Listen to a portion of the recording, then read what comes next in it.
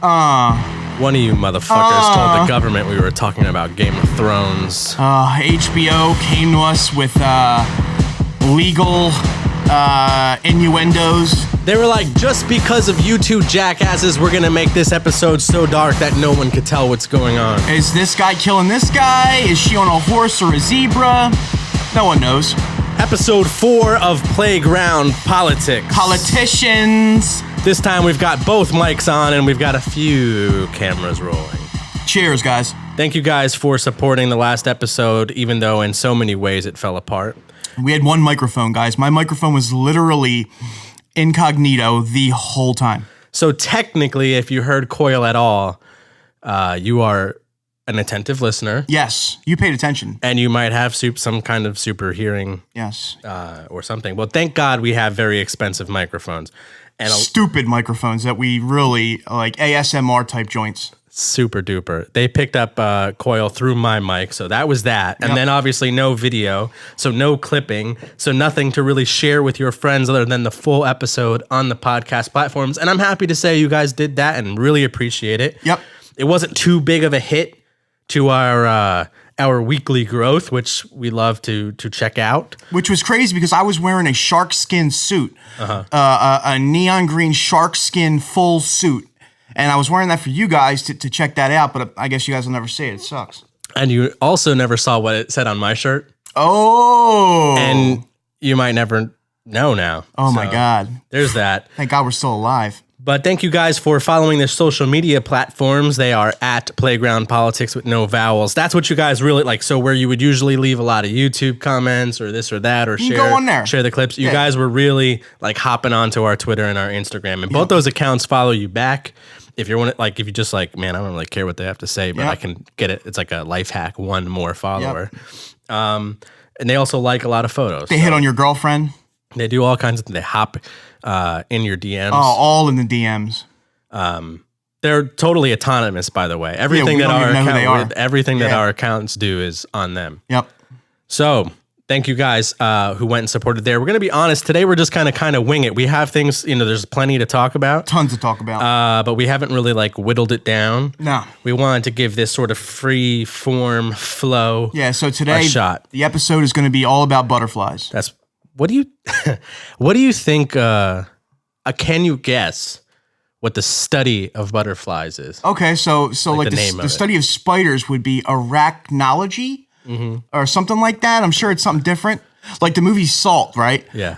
Angelina Jolie plays this like crazy, Russian spy John, and her boyfriend or whatever is this guy. He studies spiders in the rainforests. Where does he go to school for that? Where do you sign up to do that? And do you chop bodies up in your spare time or no? Bug people are weird people. Seriously, there's guys. no question about that. If you handle a poisonous spider with your bare hands, we can't be friends. I'm so hydrated. Seriously, I think we might drown. Yo, did you see Clean Canteen sent me a bunch of bottles? I wasn't sure if that was an inside, they got the inside joke that we're always that we need no more hydrational toolage. So they sent me, and you can check this out on my Instagram story. They sent me 5 bottles and 6 metallic straw. I didn't know metal straws were a thing. Oh yeah, it's to save the dolphins. Yeah, I'm all into that. Me too, man. So now I'm kind of carrying around this straw, which I should have really had here.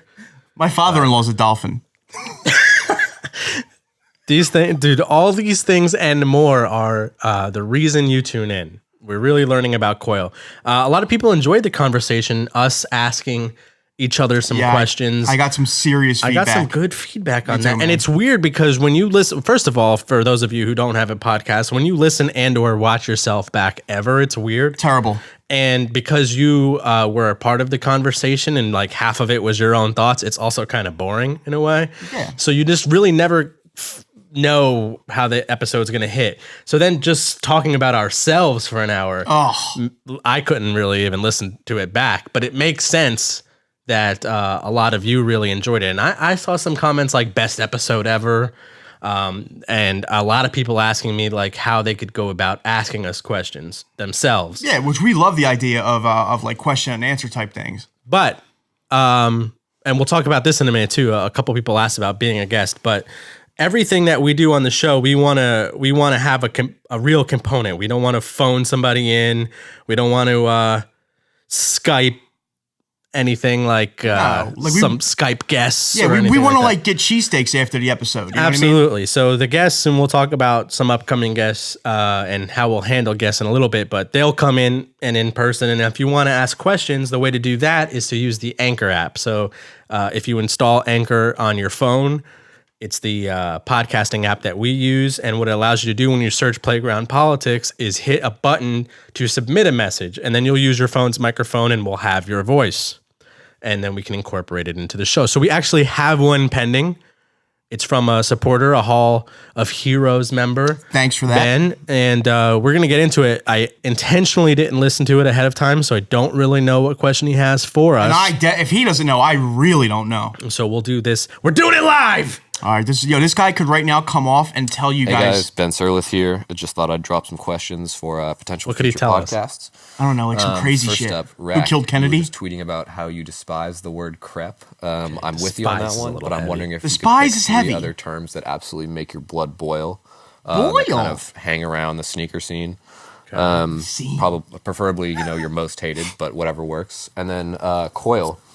So say New Balance was celebrating the designs of Steven Smith, and they reached out and said, hey, we want to hook you up with a lifetime supply of one of his silhouettes. Which one are you going with and why? Yeah, make it hard, Ben. 675, 676, 574, the 99X series, the 1500, and the 428. It's easy. Okay. Thanks, guys. Love the podcast. Can't wait for the next episode. Have a good one. Thank you, Ben. Ben, thank you, Good dude. questions. Well, mine was a little hyperbolic. He said your blood boil? Nothing anybody really says bothers me like that. But I did mention that crepe. I'm sure you've seen. Yeah, crep. People, they use it occasionally. The hooligans And use it bothers me because it's UK slang. Dude, this. You know what's funny about this story is I said, I don't like when people use it. I'm never going to be that guy, right? Right. And then, funny enough, the thing I don't like about it was the way that people responded. They were like, it's UK slang. You didn't know that. You didn't know that. You didn't know that. That's exactly why I don't like it, right? It's like a hipster that waits for any moment they can bring up Pablo Honey, the Radiohead album, They're just like Nipsey Hussle passed. You know what Radiohead did? You just haven't heard. You probably didn't get into them until OK Computer. It's one of those things where it's just like, well, it's a UK slang. It's a UK slang. It's but you just shouldn't be using it then. Right. Like trainer, leave it alone. Trainer is another one. That's their main term for kicks. And I get it. We all have our own terminology for things, but let's use ours. So let's be real. So we all know what we're talking about. Just be genuine, We're Philly dudes. So John, if I went to England and a dude felt the necessity to come to me and be like, hey, chap, them some fine ass John Baps, I'd be like, you are being weird. You Jones is straight popping. You Jones is straight wicked, brah. Wicked, brah. Bruv.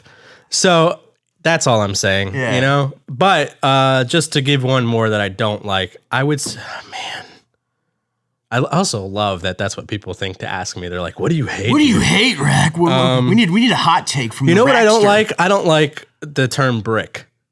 Okay, as in something is a brick. It just doesn't add anything to the conversation, You're just not saying much. Like the analogy I just said of a room of social media is this big empty room, and then we kind of get in our groups oh, if you like sneakers and menswear, you're over here, right? And we're there and we're having a conversation, and I'm like, yo, what do you think of the Fear of God mock? And a kid walks up, a 16-year-old kid, just fucking A-lines, and he's like, brick!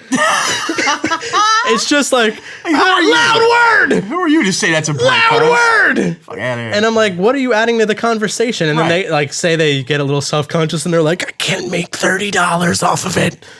Yo, if something does not resell now, that's the new way that something is not popping. What does that mean? I can't terrible. make $30 minus StockX fees off of it. Yes. Thank you for adding nothing to the conversation. You go sit at that table and we'll discuss who the fuck let you in. Seriously, if you base your whole steez, your whole kit off of if something can resell, that's so crazy, dude. That's terrible. Yeah, I'm not in it.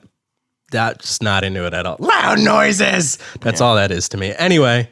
Mine. But let me real quick just say, I really don't care what you guys are into, what you say, what you do, why you like sneakers. I don't get like, I just comment, you know? I'm just like, just always imagine me like half smirking and giggling. I'm really not like mad. Because it's so serious. Yeah. You know? Anyway, your question is, in my opinion, a lot more difficult. Yes. Well, Stephen Smith, for people that don't know, there are, in my mind, two designers for footwear that are like my pantheon of greats. Like their busts are at the Hall of Fame for sneakers. Mr. Smith and Mr. Hatfield are the two. Makes sense. Now, as far as Senior Smith, New Balance, that's a tough one. I love New Balance, so I have to pick two. One is the United Kingdom's version of the 1500, and the other one would probably be like something from the US, I would say like a 990 series, like maybe like the OG 992, something brolic, maybe like a 991. Anyway, for people that don't know, New Balance uses the numeric system to grade their, not grade, but like to name their kicks. And the further you go up the scale, it used to be, was like the more tech you were getting, the newer version. Like so, the 990 popped. Then it would be the 991, then the 2, then the, you get it. Well, they revisited these things and added like decimals to them. So now you can get the 991 point whatever. And the origin of all these is Stephen Smith. So thanks for that question. Check out his Instagram, Mr. Smith.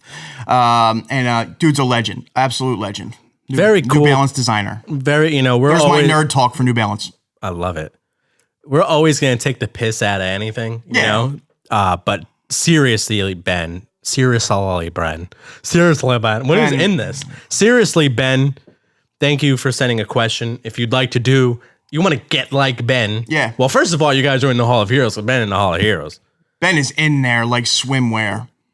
But if you don't want to do that and you want to get a little like Ben, again, download the Anchor app and use the send us a message feature to get, incorporated in the episode. I put magic mushrooms and grain alcohol in the coffee that I gave to Rack this morning. Apparently. I just want to put that out there. I'm all slurry. So, dude, at least it's not like a roofie. Right? So you think. Yeah. So another way that we'll use that feature is guess. And I kind of wanted to talk about this a little bit because like immediately as soon as there was an episode, there was a ton of people that wanted to be guests. Some who wouldn't? Some no. Some maybe a little bit more exciting than others. Some obviously with their own. There was a guy, dude. And you know what? I had a conversation with him in private, so I feel perfectly comfortable. I've said all of this to him. Right, you're just gonna put his whole business out there. Well, he where's the tea at? He burglared Goat, right? Oh, that dude. So let's not say any names because that's his whole intention right now. Okay. But he burglared Goat multiple times, and caught a couple charges. Thankfully, and I mean thankfully, because I don't like he's a first time offender, so I don't like anyone like young who makes a dumb mistake, like really going hard. He would have like 3 burglary felonies that's a bid. That's a real, you're going to get comfortable. You're going to get dug in. So I'm happy that he beat that. I really genuinely am. But now he's trying to turn the story. It's funny because he keeps using exclusive. I'm going to give you the exclusive, but he's given the quote unquote exclusive to like everyone. I know that he did. But I watched his thing. He sends along this little press kit. He's like, "This is my story," and I watched it and just determined that it wasn't enough of a story for us to really talk, like to give him a platform and to be like, "Oh, you burglared, but you're calling yourself the Robin Hood now." So like, we're so he was going to give the sneakers to the less fortunate. It's funny because he didn't. Right. He wants that title, but he didn't. He quote unquote sold them for much cheaper than they were worth. Oh, so he looked out. He's looking to really stand in the face of outrageous resale prices, and that's why he did it. I understand it. He's got to stand on a principle somewhere. If he's standing on anything, it's like it's one toe and he's kind of wobbling. It wasn't really something anyway, but it's like it's a guy like this. So I'm way on a tangent, but just to let you know, like we do consider the people who asked to be on the show. I considered it. Like I knew who he was. I knew sort of how I felt about having an admitted criminal on the show. Yeah. But I listened to his whole entire, it was like an hour, this video that he produced. And I listened to the whole spiel and determined, hey, you know what? I still not really fucking with this. So in the future, if you're a criminal out there and you're looking to get exposed, hit us up. Yeah. We'll put you on here. Anyway.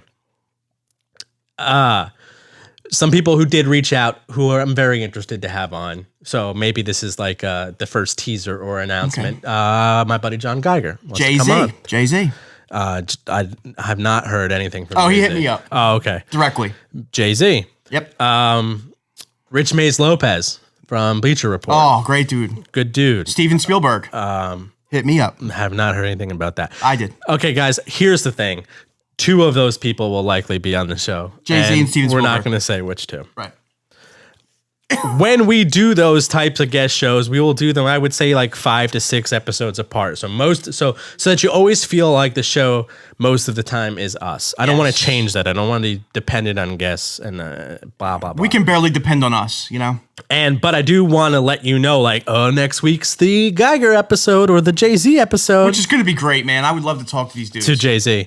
And then what you would do is use Anchor to leave any questions too, and we'll get you involved in the conversation. Yeah, let you ask Takes my a question. lot of pressure off. Lets me take let you breathe. Take my Friday for myself. All right. Okay. So very cool way that we'll go about doing that. Let's talk about, because we kind of touched on it a bit in my little rant about bricks. Let's talk about resell. Lately. I know it's a topic you wanted to touch on a bit, so I'll kind of let you take the lead here. Where do you want to go with this? All right. The thing is years ago, back in the proverbial day, resell was it was looked at as a negative. Super taboo. Like if you got called a reseller or a hype beast. These were like not good terminology, right? Yeah. So in somehow, some way, we keep coming up with funky ass hits like every single day. Right. Like a little okay. No, these terms have flipped now. And reseller has become like a real position. Like it's a job. Hype beast is a term of endearment. I don't understand how this happened. Normally, like back in the day, okay, being an individual, being yourself was paramount. Yeah. So your kit said a lot about who you were. Right. Which it still does today, but you could see a person from Los Angeles and be like, oh, he's from LA. You could see a kid from Florida with the pulled up tube socks and, like you just knew that they were from Florida. Like now this thing is mixed and turned and now we all look alike, number one. I hope not. And number 2, hype beast is like a cool thing. Like my fit isn't hitting unless everything I have is worth more than what I paid for it. It's weird, dude. Like, that's crazy to me. Like, you can't just go into Foot Locker and just pick something off the wall. Like, now Foot Locker's out. Like, you don't want anything that's ever touched a shelf.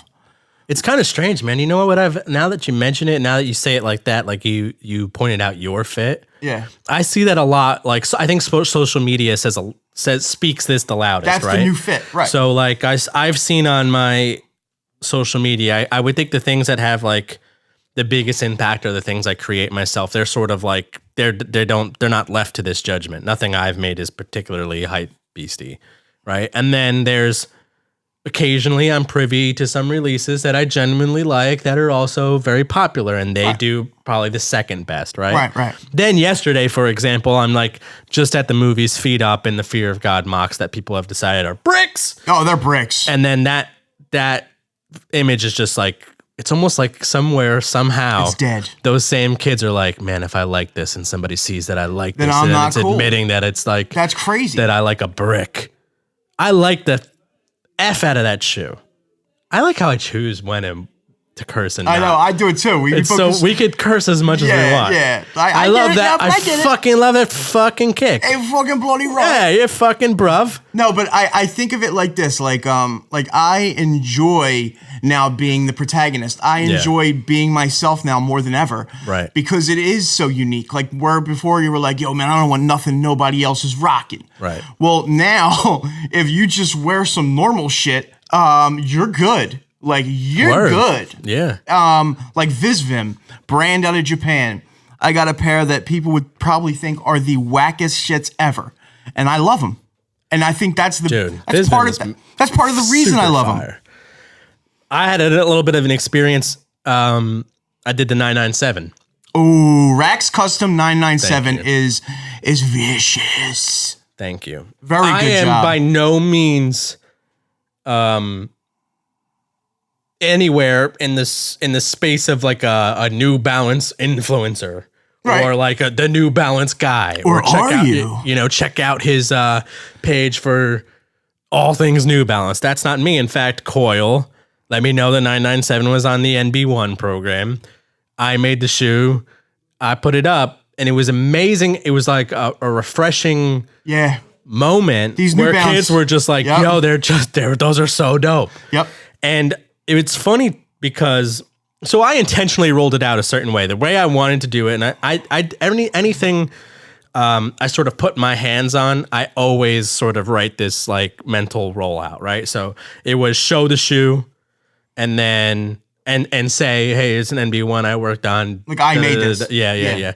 And then follow it up like whatever. I didn't know what the peak excitement for this thing was going to be, but whenever it peaked, I was going to be like, all right, here's the recipe. Here's how you make go this ahead song. and make them and tag me if you do. I had always intended to do that. What I did not see coming was so many people didn't even know what NB1 was. It's crazy, right? So I'm trying to stick to my plan and wait 48 hours and then like, boom, here you go. But in the meantime, people think it's a collab. Rax got a collab. I work with Lapstone. They're like, when did they come out? I didn't even know Lapstone had a New Balance account. This is my DM. Yeah, I'm like, they don't, and it isn't a new which is a Lapstone project. travesty, by the way. I know. I don't Fix want to that. get into it, but seriously, New Balance, if you're listening, dog, Lapstone is the premier. Come on. Shoe boutique in the Philly area. We have two of them, and one of them does not have American-made New Balance product. Come on. Come on. Rack at lapstoneandhammer.com if you want to talk. I just made it a public email address, but that's not for anything outside of work. Seriously, anyway, I need the kicks. So anyway, it was so weird to watch, like, to try to stick to my plan, and for like 24 to 48 hours, whatever it was, people they write their own narratives. Yeah. It says NB1 literally in the caption, but they don't know what it is. And so I was like, wow, you could still hip people.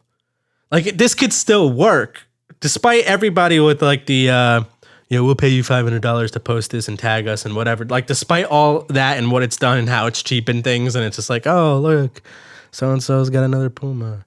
Despite all of that, it still sometimes works. Like, I just went on there, I made something that I thought was dope. I put it up. It excited a lot of people, and it taught so many people that NB1 existed. Like, if I told you the number, it'd blow your mind of people that I know went and engaged with NB1 for the very first time because I had seen that shoe. And the number of people have told me, like, yo, order in. They're coming, bro. The only thing I changed about the recipe is I put my name on the back. I hope that's cool. Permission. That's fire. It's awesome. If you don't know what I'm talking about, go check it out. It's at @RaxLife_. And if you want to make a pair, hit the highlight. The recipe is in my highlight. So recipe. You can friggin' do it up. The only thing I don't want to see is people like almost make the shoe and then they're like, I wanted the back heel top to be blue, so I made it blue, but it's still tagging you. I like your design, but I completely flipped it. No, just if you're gonna make them and tag me. That'll be really dope. Yeah. Anyway, all that to say, it's still possible to do something like uniquely you, turn people on to things that aren't have it be super dope. hype and have it be dope. But I brought that up more to highlight that that's happening less and less and less and less. It really is. And what we've seen in the rise of this resale market is even the retailers who carry everything, who try to cater to everybody, who try to hit people. If you're a boutique retailer, one of the things that we really try to do is like make things cool, add to it, storytell, have really good creative content, curate really fun and fair releases, things like we try to add to it.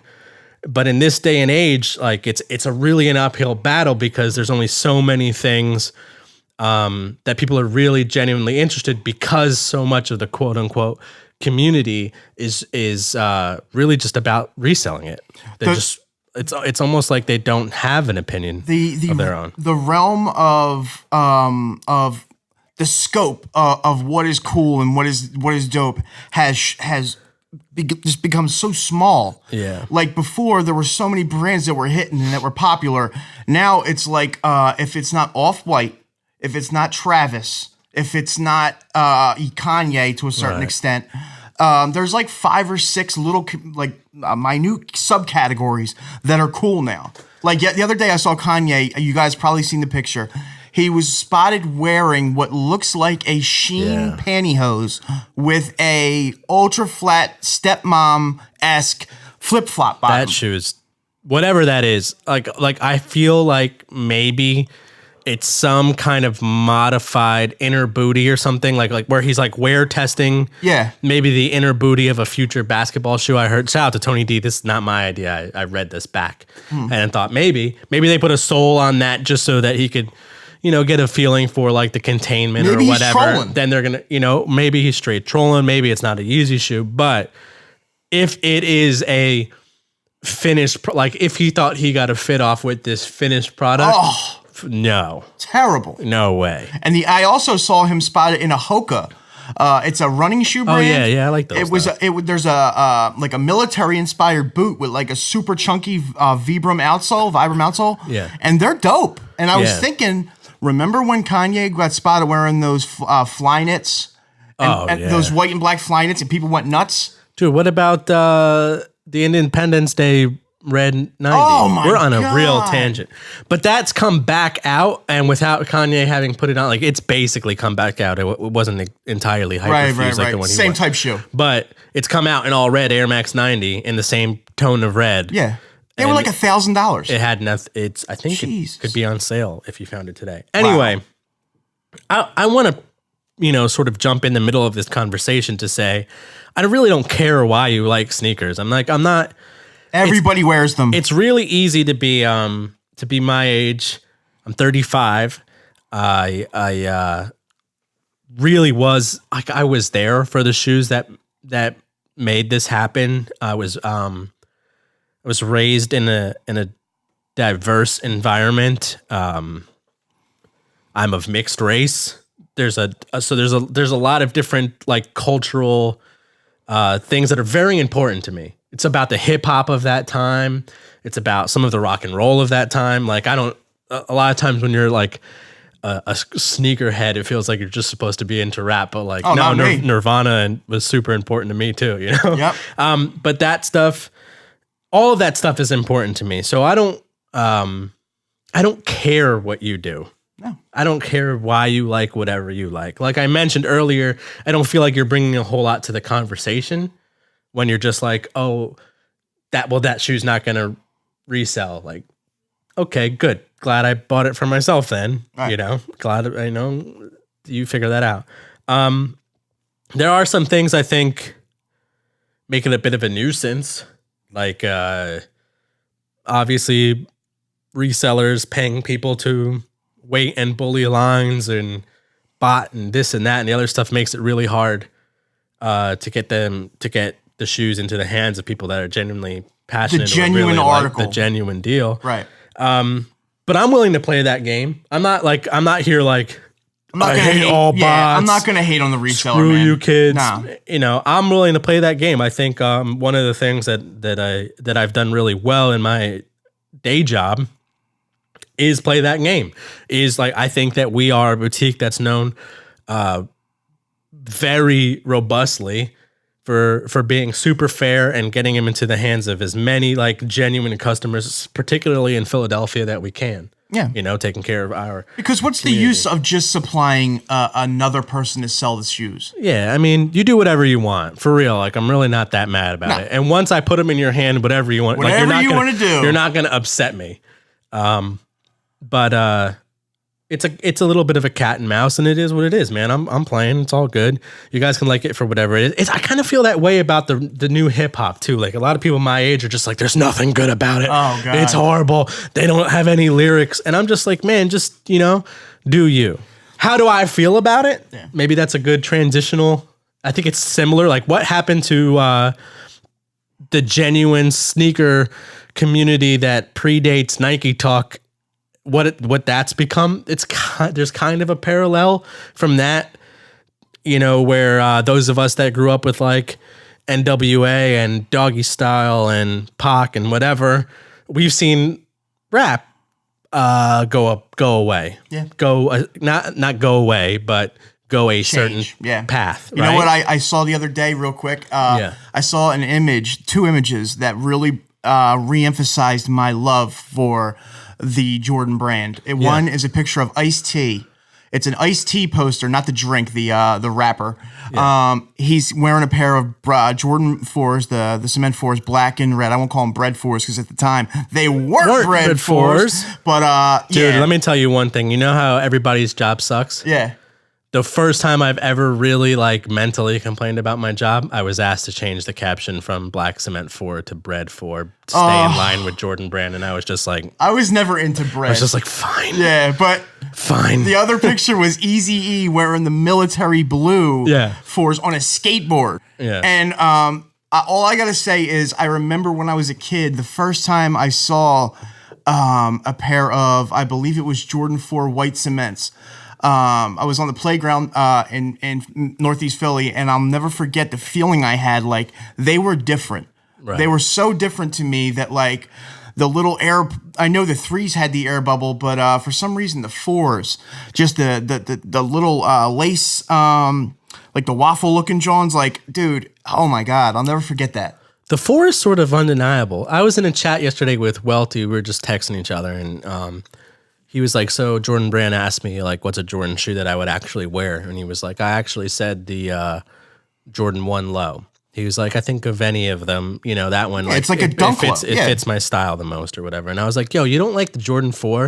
And the reason I said that is I was like, I thought for a second just reading it and just knowing him that he was maybe saying like the only one he likes is the Jordan 1. Yeah. And I was like, the Jordan 4 is like pretty easy from a design. It's like pretty easy, digestible from a design standpoint. Like my dad really likes the Jordan 4. Like that's just a really dope, I think. They're amazing. Across the board. And even he said like, yeah, it just doesn't fit my style. Like I don't dislike the shoe. By the way, you are listening to this episode directly after the release of the Black Cement 4. Wow. So I hope you got a pair. I have a pair on the way. Shout out and courtesy of Finish Line. So thank you, Finish Line. Yeah, Finish Line. My name is Mike Coyle. I could also use a pair. I haven't gotten mine yet. Hey. Thanks, guys. Do what I can for you, man. I'll do what I can. Where I was going with the parallel, though, because I really want to keep this show balanced. I want it to be sneaker adjacent. So anytime I feel like, hey, we're getting a little sneaker heavy, here's the parallel I was trying to make earlier, though, is I think like, I don't care how you consume sneakers or how you partake in sneakers or whether you resell or you want to scream bricks at me or whatever you want to. I really don't. I actually don't care because you're not going to change the way I'm enjoying it, right? Yep. And I feel that same way about hip hop too. Like I'm listening to whatever I want to listen to. So if you're like, you don't even understand Little Yachty, I'm like, that's okay. Yeah, I was listening to Sean Price on the way here. Like do you, man. And you're really not bothering me. I'm not one of those like older guys that's like going to tell you you're doing it wrong. Listen, there was a time when I was quote unquote your age. Actually, our audience is older than the people that I'm talking about generally or statistically. But like if you're a mumble rap kid now and you're like, all these old heads don't get it.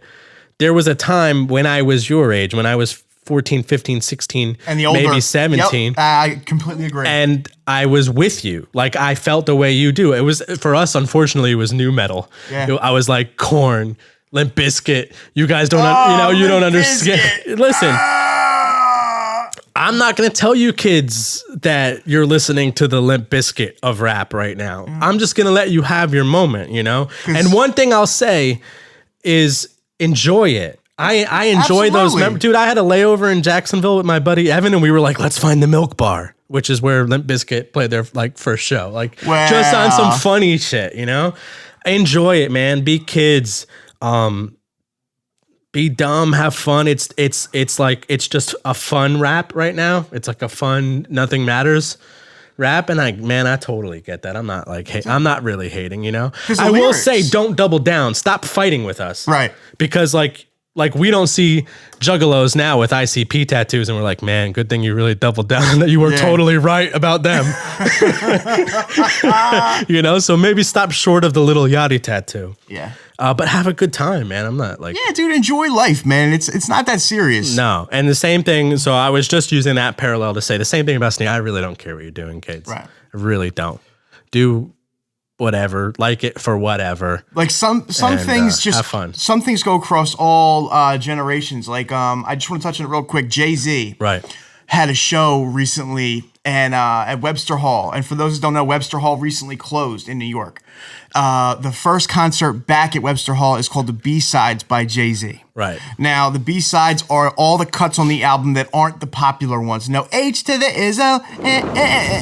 Like, it is just the cuts. Like the deep cuts. Yeah, like the deep Johns. Like the ones that you never heard Jay do in concert. And the crazy thing, imagine you're Jay-Z, right? Yeah. Beyonce's sitting next to you. You got the newly formed dreadlocks going all crazy. What a flex. Seriously. He's like... To change your whole shit. He's like, combined, we're basically worth $1 billion. Seriously. Baddest woman in the world on my arm. Let me do a smallest venue I've probably done in 20 years.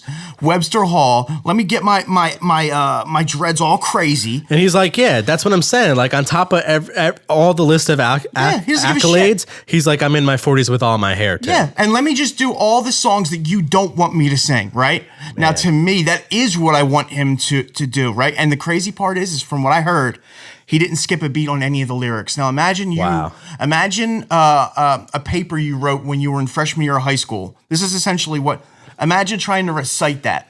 Imagine trying to just recall it. And he had the lyrics down. Not only that, but he brought out Killer Cam. He brought out the Dipset, who... The beef with them. There was a huge beef. Yeah, and they squashed everything. They're grown, and from what I heard, it was absolutely banging. Dude. So for everybody that was there, dude, congratulations, man! What a great show! I heard. Cam has some of the most like ridiculous rando ramble lines of all time. Yeah, leave you in ERS with the bloody like PMS. Oh my god, dude! Killer Cam was vicious. He brought out Nas too, right? Yes, Nas also came out. From what I heard, the people backstage, it was lit. Thank God our audience is older because there's some people that are like, Nas, or why does that matter? Yep. For sure. And shout out to the people real quick that were in Virginia at the Pharrell Something in the Water event because, he brought everybody. He brought out Tyler, the Creator. Now, I will say that I'm not a huge fan of new rap, but I actually like Tyler, the Creator. And shout out to my brother in arms, Brian Nadav, had a project. I don't know if you saw the bandanas he did. Oh, yeah. For shout out to Something Big in Brian. the Water. If you haven't seen them yet, I'm sure we'll get them out in front of you. But Fire. yeah, he did some awesome hand dye work on some bandanas that were gifted to the artist involved in Something in the Water. So very cool. It was super dope project. I wish I got down there. Me too. Bullet that RC. Cause piece was crazy. Bullet RC had a pretty good video on it. They just showed. That's his hood, right? He spent like $7,000 on merch. He bought every single T-shirt. That's him though. Yeah, that's all. That's Bull. That's his thing. Yeah, shout out to Bull. Let's see what else we're getting into. It's summer. Summer's coming up. Ooh. All I really want to say about summer is I don't like the summer. Me neither, man. I like spring. See, in Philly, where Unpopular we're from, opinion. There used to be 4 seasons, right? Yeah. It was equal. It was 3 months of each one almost. You could like clock it. Yeah. Now it's just 2. Yeah. Now it's summer and it's winter. So if you don't think global warming is real, we get like 2 weeks of jeans and a hoodie weather now. It's already warm enough that here I am outside of a hoodie. Yeah. It's weird. It's crazy, dude. I feel strange. My arms are all... My co-host was like, you have tattoos. Like, this is a strange occurrence. Seriously, I didn't know. I'm out here. Yep. I hate the summer, though. Well, the things that people affiliate with the summer, they're not particularly me. Like, patriotic 4th of July barbecues, I'm like, sand and beach, I'm like, no. Oh, sand is terrible. Sand is like literally the worst thing. Insert Anakin Skywalker. Seriously. I hate sand. Yep. No, I really don't like it. It's tough, man. You know, when you're in a relationship, you make a lot of compromises. You have to. I would say I'm in one of the best relationships. Like I have to say that corny line where I'm like, my girlfriend's my best friend. That's because it's true. I actually don't have a lot of intimate friends. I made the decision at one point or another subconsciously that like my friends are the people that I work with. Yeah. And that's it's a really good, it's a blessing because work never feels like work, but then it's also like, we're not at each other's like houses or like, you know, if it's not work related, we're not like traveling together or whatever. So like really in reality, she's like not only my best friend, but she's my only friend that's like not obligated. Right. You want to be around to her. have some sort of relationship with me. Right. So anyway, the only compromise I have in our whole relationship is she fucking likes the beach. Ooh, that's tough. Dude, and I hate the heat, and I hate not being in a hoodie, and I hate sand. I don't particularly like salt in my eyes. I'm like, yo, wait, hold on. I'm not a beach body kind of guy. Hold on. Nobody likes salt in their eyes. Well, nobody, you would think. You know? But there's an awful lot of people in the ocean all wide-eyed. Yo, the ocean is so disgusting in New Jersey. Like I hate to say this, guys, but it is, right? I'm from Jersey, I could say it. If you're in the ocean and you have to take a piss, right? Oh God. And the bathroom is literally 250 yards of burning hot sand away. Yeah. What are you gonna do? And then what are you gonna do? Then I want you to imagine the kid all open-eyed, playing some Marco Polo with his eyes open in that same, like 5 feet away in that same water. He is dropping that in there. Oh, man. Anyway, that's it. That's the whole subject. Summer, fuck you. I don't really like summer. Let's get to fall. Fall is by far the greatest. Dude, this is the greatest show. I want to clip that segment out. That's it. We don't like the summer. Yo, summer, you better watch your back all summer because I'm coming, dog. It's on site. My birthday's in the summer. Mine too. Imagine if we had the same birthday and we didn't know. Ready? 1, 2, 3. June 23rd. July 29th. Okay, all right, thank God. If that would have been the same. You guys have a whole month to get him a gift, save up, and then get me a better one. Finish line, I'm looking at you. Fantastic. Yo, see, look, you just give one of us a shoe when we mention your brand 5 times. Yeah, you getting plugs out the kazoo. Finish line, finish line, finish line, finish every line. Size 11 and with a half. Finish line. 11 and a half. Yo. You saw Endgame. Oh my God. Number 1, tears down my face. All down my face. And I couldn't, when you were saying this to me, I was honestly like, no way. A comic book movie with the teardrops? Word. I don't think it's going to happen. But when number 1, when the boy with the bow and arrow, yeah. When his family disappears when he's having a beautiful day at the park. Oh, cool. Let's spoil it.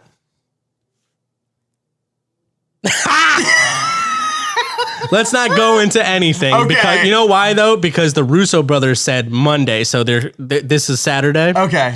Monday, all bets are off. Talk. Okay. So Friday might be like Endgame insanity. Right. Well, let me just say that I was just playing about that thing, right? Yeah, it never happened. And also, it was in some of the whatchamacallits. Some of the. It wasn't though, because it never happened. Right. You were gonna say the trailer. Yeah. Whatever. But all I'm gonna say is did you like it? It was dope. Awesome. By the way, if we've really spoiled that for you, then shut up. Seriously, that's like the beginning. Whatever. Get out of my face.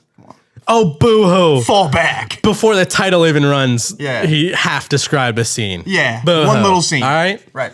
Go complain in some other podcast. Go to Joe Rogan's comments and complain about what COYLE just did. Shots fired! Dude, I'm starting to hate Joe Rogan. Me too. I used to listen to his podcast now that I'm in the game. Yeah, now that we're officially in it to win it. I'm like, man. I'm like, yo, he's not that good. Aside from our brothers in the sneaker podcast space, I'm shooting at everybody. Fuck you, bro. I'm shooting especially at Rogan. Everybody. Rogan, Theo Vaughn, Chris D'Elia, who's the homie, but still. Ooh, they could all catch it. Dude, Chris D'Elia in the full lapstone hammer dip die. Yo. He pulled one that of the off. Greatest. Dude, did you see the meme they made too, where he's made himself like doll sized in Tekashi 6ix9ine's hand? Oh my god! In the whole drip. Oh man! But also he's got a podcast, so it's over. Congratulations! Yeah, I know. Congratulations. That's it. That's all we have to say about that. We will come for and past his podcast on the way to passing Rogan. Seriously. Next week, probably. I think we might have already. We should say something about the schedule. We'll have this episode high. We're here. And then we'll have next week's episode. And then the following week, I will be in the Dominican Republic. So the episode will be taped in the Dominican Republic. Part of it will. I will be there. You're welcome to come. I do want to try to maybe piece something together. And then if you want to, in that same week, piece something together. All right. And then we'll try to drop it into the following week's podcast. And I have a couple ideas that we're going to talk about off camera that I just was reminded of. Little things that you guys are going to be very happy about in my head. So pretty cool. So here's the idea. Well, you'll miss a week. Get your breather. Yeah. Do anything but listen to Joe Rogan. Yeah. And then like he needs any more views. Boom, we'll be back, and it'll kind of be an experimental episode. I'll have some stuff from the Dominican. He'll have some stuff from Mayfair. Boom, pop. And some topics, and we're back at it. And I think shortly after that, maybe we'll do our first guest. Like, things are just starting. You know, and when you think about the pantheon of the greats, like when I think of Muhammad Ali, right, I think about us. And then when I think about where they started, like Muhammad Ali's first fight wasn't the Thriller in Manila. Right. He had to work up to that. I drink Old English, cannot stand Miller. You know what I'm saying? Right now, I'm about to just bust a 16 real quick. I'm about to just take it there on a freestyle tip. We could do that. I should say you could do that. Yeah. Let's talk about, since we did resell a little bit. Okay. And we were basically like, don't care. It's kind of weird. What's that about? Well, whatever. It would be kind of cool if you guys, determined your own personal style and taste, But if you don't want to, whatever. Let's talk about the other most talked about and maybe overly discussed thing, just to wrap them all up in this one episode. Let's talk about counterfeit kicks. Wow. All right, let's do it. We're here. Who remembers? Counterfeit crepes, bruh. Who remembers, I don't know if you guys are familiar with YouTube. Word. But there was a season of YouTube where counterfeiting was prime. And dude, I did some of those reviews. These Chinese websites. I said that because one kid was going to be like, Rack's done some of those reviews. Rack does it all the time. He did it all the time back then. Fall back. But there was these people, Jenny from the block, her name was, I think. Dude, what was the name of the main John? I used to get these messages, right? God, now, mind you, my channel was minute, right? I'm talking like 14,000 subscribers. And I would get these offers like, we will send you X amount of shoes, X amount of dollars. Smartwater, send us those same. Smartwater, seriously, send me those emails, dogs. But they would just want you to show these shoes, right? And they would tell you that they were AAA quality authentic. Yeah. Until all of a sudden they were whatever, they'd get upgraded again like a week later. Super duper now they're super duper double perfect. Yeah. Now they're ultra califragilistic Johnny Johns. So the reason I did those things back then, just to put a little bit more more perspective, I was like, how good are these, because we come from a time where first of all, this was always a thing. When I was a kid in 1996. Pensock and Mart, SpongeBob John. It was immediately. As soon as phone posits dropped, posits dropped. This is not new. But they were always terrible. You could tell a mile away. And at that point, I was like, oh my God, these aren't terrible. And what's become evident now, it's widely accepted now, major platforms from Complex to Nice Kicks to whoever have content based around the fact that it's kind of hard to tell now. These things are wild. They're everywhere, blah, blah, blah. But at the time, it was like, how dare you? Dude, I remember I was on the sit down and homie jumped on and was like, you support terrorism because you do this and blah, blah, blah. And listen, I don't know.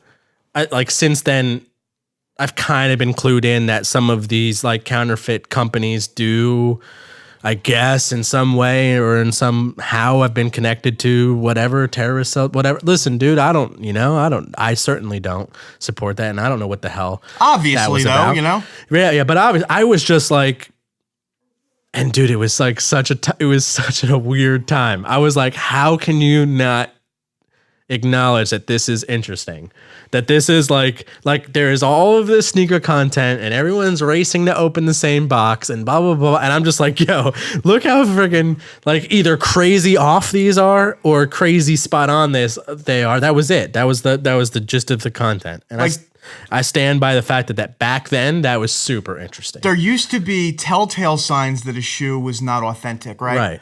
Now they have the identical mock-up ready for the same day release as the real shoe. Dude, better than that. This is not. I don't want it to harp on my shoe because it makes people ask me questions I don't have the answer to yet. Yeah, right. When is your shoe coming out? Before my shoe has existed anywhere outside of in my own hands. Only few people have seen it up close and personal. Literally only a few. Yep. Like I wore it to one Lapstone party. So if you were one of the 300 people there, right? They duped it, bro. It's terrible, to be honest. Like it's not good. They did not do a great job, but they started making other colors. They've sold, I've been told, like 1,200 pairs of them. That's crazy. And they really fool people. You would not think that. So Geiger has his own shoe brand.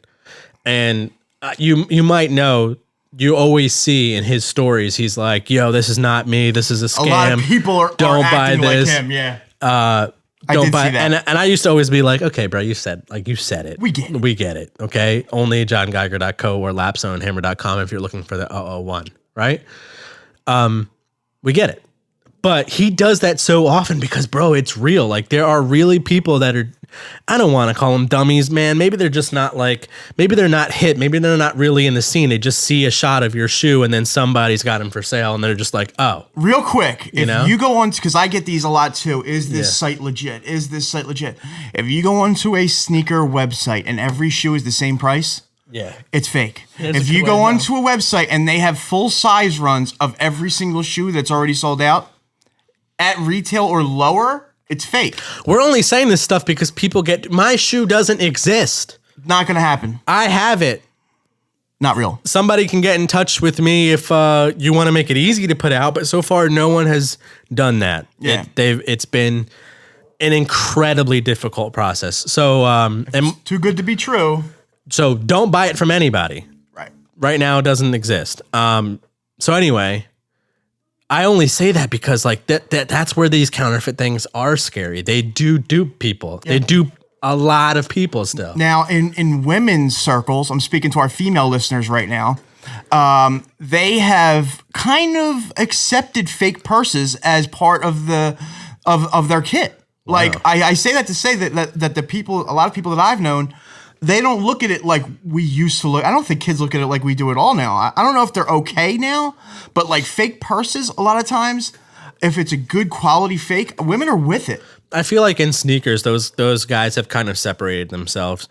They're like they're subset. They're an outlier. Yeah. You know, they're just like, over here, I'm not paying $1,000 for an off-white. I'm gonna wear mine and just be uncomfortable. It is what it is. And I think they're just like, I think what they're saying is like, I personally don't care.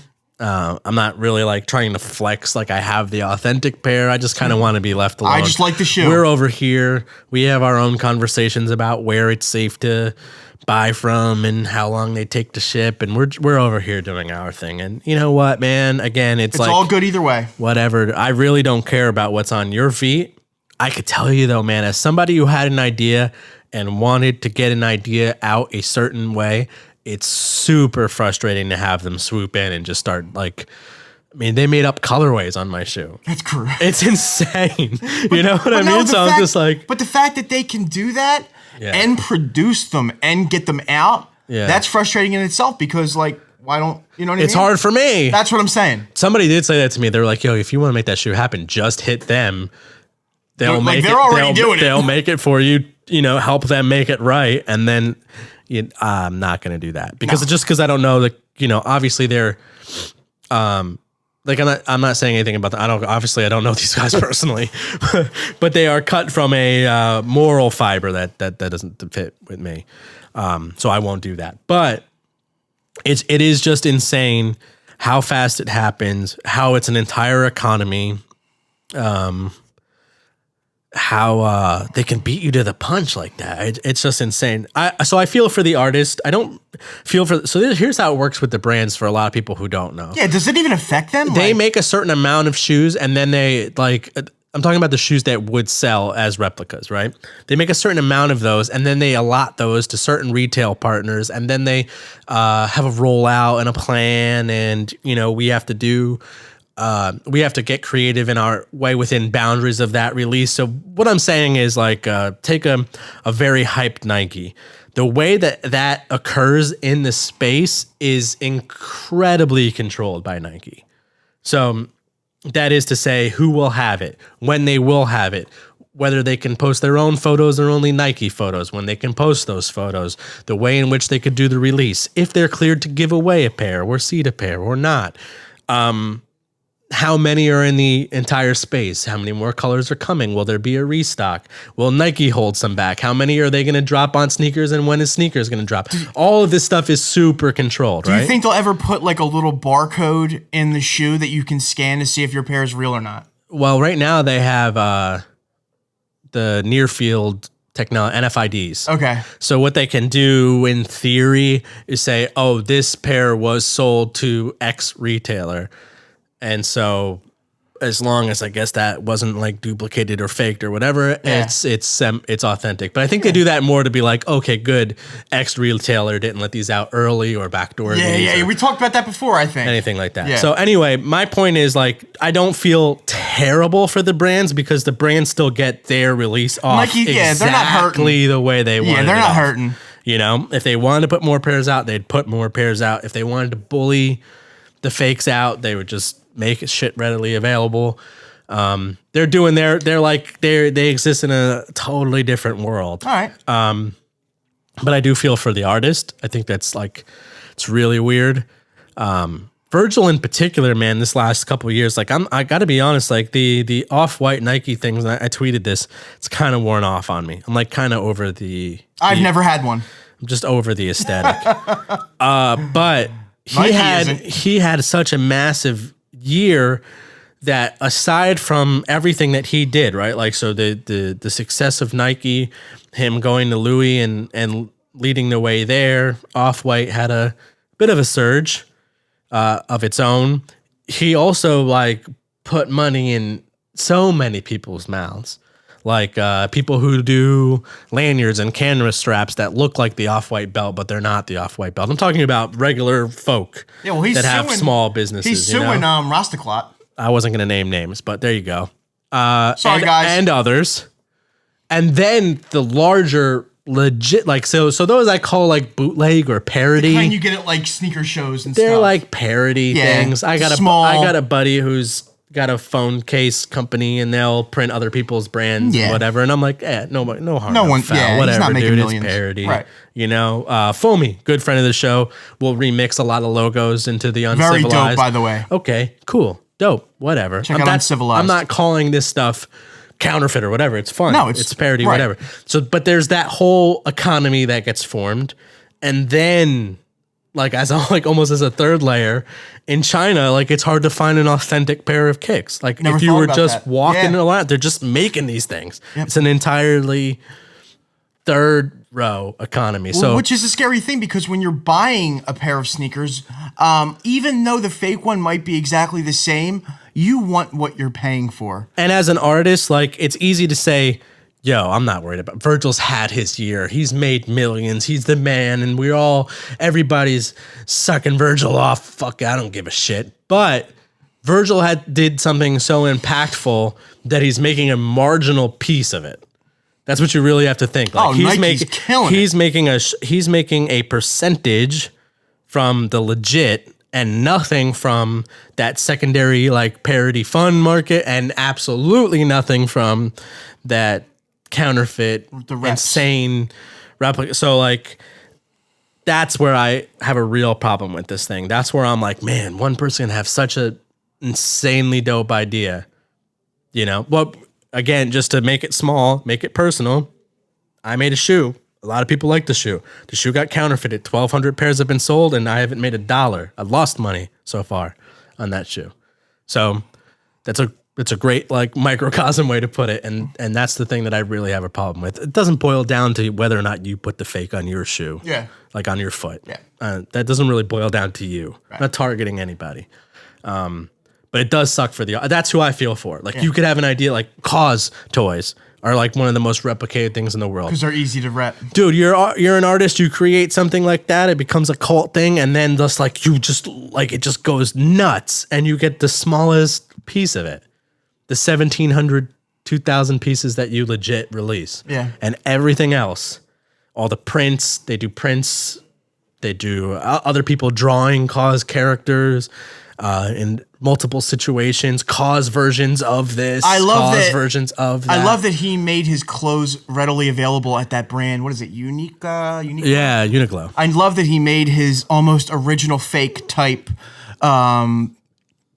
gear. I love that he made it accessible to regular people. I think that was awesome. It was super dope, dude. And some of those stuffed animals are sick too, man. I've got a couple of the Snoopies. I've got a couple they're fire. of the... they're fire. I got Bert and Ernie. Yo, real quick, I just wanted to say I posted something about a sneaker shopping episode they just recently did, right? Yeah. Where they sold, what's his name? Oh, dude, who was it? The boxer, Canelo Alvarez. That was the last episode he did. Yeah. He bought the Supreme Louis Vuitton hoodie for $15,000. Wow. Now, let me just say that I posted that, and I didn't make it wasn't an outlandish post, but it was like, when is a hoodie worth $15,000? Never. Now, I said never. Now, there were people actually saying, like, if you got it like that, then, you can spend it like that. Like, it's only, like, in other words, like, it's all relative. And I disagree. No, I disagree completely. Wholeheartedly. Like, that hoodie is not worth $15,000 on any planet. I'll tell you what happens. There's a point at which consuming like that becomes immoral. That's what I would say. Like, how can you take that kind of money? Never is that that article of clothing literally worth that money. That never happened. I don't care who you are. That never happens. No. I understand investment if you got it at $5,000 and sold it for $15,000. Like, cool. Because that's the people that are going to march into the comments, right? Like, bro, you guys are so dumb. You don't even know if you got it for $15,000. They were saying that it was going to go up in value. Sure. Okay. But even worse then, though. But you have to think of, and I'm not judging anybody, but I would say even if I was a billionaire, billion with a B. I completely agree. I wouldn't do that because some part of me, and I'm not even a bleeding heart, bro. Like I'm like, if you ask, if you ask 100 people who know me to describe me in 5 words, every one of them includes asshole. Right. So I'm not like some bleeding heart Mother Teresa by any means. I'm hard to get along with in my real life. But if I was a billionaire with a B and I had that hoodie in front of me, I would say, buy a freaking $700 Louis Vuitton one and give $10,000 to anything. Like, is the more moral thing, anything, buy new computers for Jefferson High School. Do something, dude. Do anything else, but flex on the gram. Yeah. I don't know. That's me. Again, I'm not judging anybody, but to a point, I think everyone has to agree making a decision like that is in a way immoral. It's just there are better things to do with your money. I mean, just get any other Supreme hoodie. For real. Literally just get any other Supreme hoodie and go about your day. Right. You know? Yeah. Now, if we're talking $1,000, I'll have that conversation with you. I don't know, man. It's just, it's a strange thing. I don't know how long Supreme could do it up. The Air Jordan 4, like Jordan Brand, real quick. Yo, the 14s? Dude. What? But to each their own. Like I can't imagine. Are they going to sell out? Are they going to sell out? Yeah, of course they are. Damn right. I can imagine the kid who's head to toe like overdone in Supreme wearing that shoe. So I guess they hit it to a degree. It's just you gotta flex. It's just absolutely not me. So Jordan Brand, I mean, seriously, no sarcasm. Congratulations on that collab. It'll be a big moment. It's probably the most I've seen anyone talk about a 14. I love the 14, but the most I've seen the youth talk about the 14, which is a big thing.